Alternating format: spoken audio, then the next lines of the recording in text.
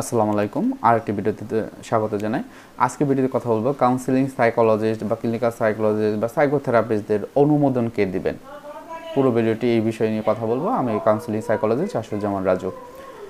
একটা জিনিস মনে রাখবেন, কাউন্সিলিং সাইকোলজিস্ট হতে চান বা সাইকোথেরাপিস্ট হতে চান, আপনাকে অবশ্যই মিনিমাম একটা রিকোয়ারমেন্ট কিন্তু আপনাকে ফুলফিল করতে হবে। সেই রিকোয়ারমেন্ট বাংলাদেশের বেসিসে আমরা যেটাকে বলি সেটা হলো অনার্সে আপনাকে অবশ্যই সাইকোলজিতে 4 বছরের অনার্স থাকতে হবে এবং মাস্টার্স পর্যায়ে আপনাকে অবশ্যই ক্লিনিক্যাল সাইকোলজি বা কাউন্সিলিং সাইকোলজিতে একটা প্রফেশনাল ডিগ্রি থাকতে হবে। এবং সেক্ষেত্রে আপনি যখন প্রফেশনাল ডিগ্রিটি দিবেন, সেখানে যে কোর্স কারিকুলাম রয়েছে বা অর্গানাইজেশনাল যে রিকোয়ারমেন্টগুলো থাকে, সেখানে হয়তো বা আপনাকে নির্দিষ্ট করে একটা মেডিকেল সেটিংয়ে কাজ করতে হবে, পেশেন্ট ডিল করতে হবে। হয়তো বা আপনি যদি কোনো স্কুলে যদি কাউন্সেলিং করান, সেক্ষেত্রে কিন্তু সেটাও কিন্তু আপনাদের একটা অভিজ্ঞতার আলোকে থাকবে। সেক্ষেত্রে আমরা যারা এই ধরনের প্রফেশনে আসি তাদের কিন্তু, আমার কথা যদি বলে, যেমন ঢাকা মেডিকেলে বা সলিমুল্লাহ মেডিকেলে বা এনআইএমএসে বিভিন্ন জন বিভিন্ন রকমের ইন্টার্নশিপ করে এবং এটা হলো খুব বড় একটা রিকোয়ারমেন্ট যে এটা করতেই হয়। এবং সেই ক্ষেত্রে ভাইভার মাধ্যমে এই যে মাস্টার্স করতে হয়, অনেক ক্ষেত্রে অনেকে দুটো মাস্টার্সও কিন্তু করতে হয়।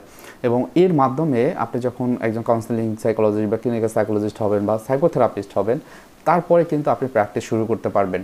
তবে আপনি হয়তো আপনার প্রফেশনাল ডিগ্রিটি নিলেন, সব কিছু করতে পারলেন, এটাই কিন্তু শেষ না। আপনাকে অবশ্যই যখন আপনি মাস্টার্স কমপ্লিট করলেন, তখন কিন্তু আপনি একজন ট্রেনি কাউন্সিলিং সাইকোলজিস্ট বা ক্লিনিক্যাল সাইকোলজিস্ট বা ট্রেনি সাইকোথেরাপিস্ট হিসেবে আপনি কিন্তু আপনার যে ডেজিগনেশন সেটি হবে। হ্যাঁ, তো অবশ্যই সেক্ষেত্রে একজন প্রফেশনাল আপনি থাকবেন, সেক্ষেত্রে কারো সুপারভিশনের আন্ডারে থাকতে হবে। এখন সুপারভিশনের ব্যাপারটা উনি সুপারভিশন দিতে পারবেন যিনি হচ্ছে যে এমফিল করেছেন এবং এই বিষয়ে অনেক আপনি রোগী দেখেছেন, অভিজ্ঞতা রয়েছে এবং একটা সময় হয়তো সেও হচ্ছে যে কারো আন্ডারে ছিল। এবং আপনি যদি এমফিল করা কারো কাউন্সিলিং সাইকোলজিস্টের শরণাপন্ন হতে পারেন এবং তার আন্ডারে থেকে আপনি কিন্তু আপনার এই যে সাইকোথেরাপিউটিক যে অ্যাপ্রোচগুলো বা চিকিৎসা আপনি কিন্তু দিতে পারবেন।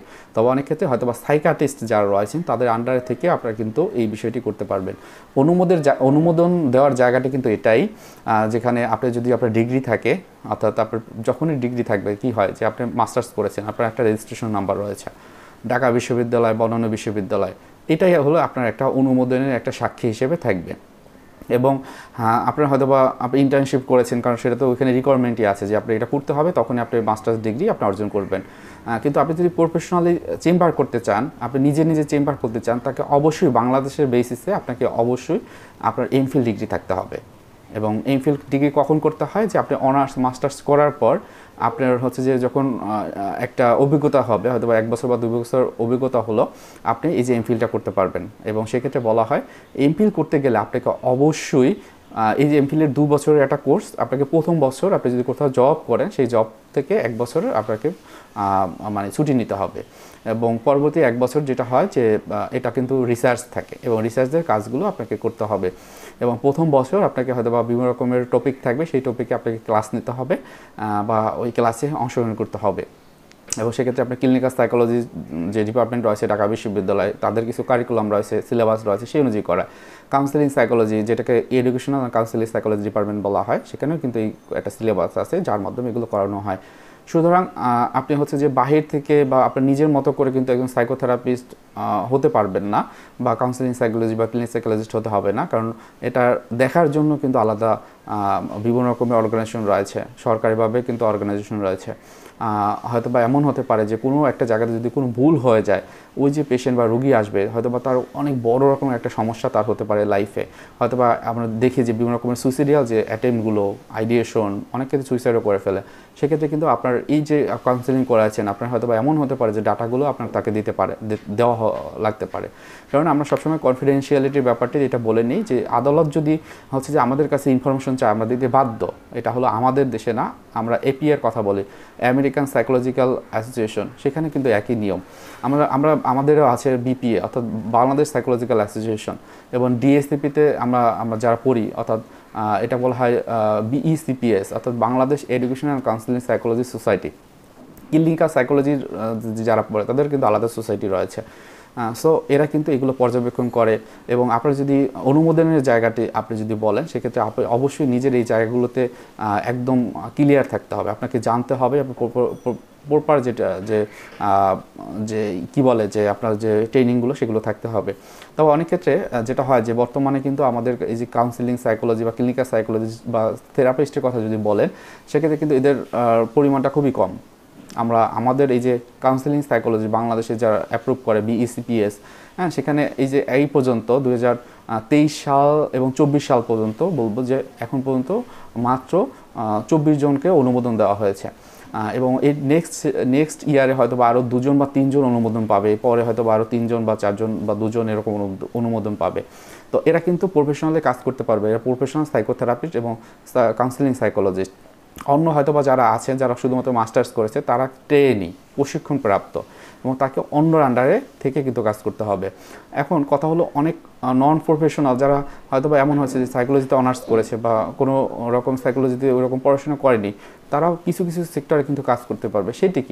সেটি হলো হয়তো বা এমন হয়েছে কোনো জায়গায় ক্রাইসিস হয়েছে, এখন এই ক্রাইসিস মুভমেন্টে এই যে যারা কাউন্সেলিং সাইকোলজিস্ট রয়েছে তারা কিন্তু অনেক নেই।